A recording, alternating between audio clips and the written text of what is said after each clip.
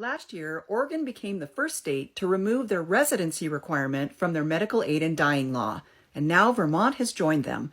So what does that mean? Let's chat. Medical aid in dying, which is now legal in 11 jurisdictions in the United States, allows a person who is terminally ill with a life expectancy of 6 months or less to receive medications that they can self-administer to end their own life.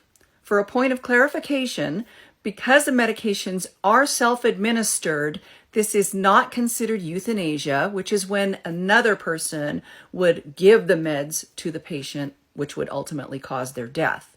This is also not considered suicide. The cause of death on the death certificate will be their terminal disease, and it doesn't invalidate life insurance policies. The decision to carry out medical aid in dying can only be made by the person who is going to be doing it. No one else can make that decision for them.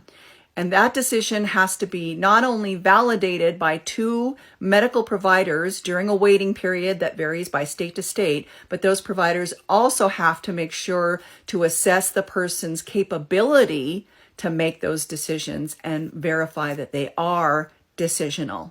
Previously, a person who wanted to do medical aid in dying had to reside in a jurisdiction where it was legal. You couldn't just pack up and go to another state and say, I want the medications to end my life. Even if you were terminally ill with a life expectancy of 6 months or less, it did not matter. If you weren't a resident of that jurisdiction, you could not do medical aid in dying. But now that Oregon and Vermont have removed their residency requirements, a person who is terminally ill and wants to end their life on their terms, safely and legally, can do so by traveling to one of those 2 places. Inevitably, whenever I talk about medical aid in dying, people are going to ask me, how do I feel about it? As a hospice nurse, I have seen levels of suffering that no amount of medication can really relieve. As a human, I believe in bodily autonomy. There are many more states that are pursuing medical aid in dying, and I hope that they are able to pass those bills,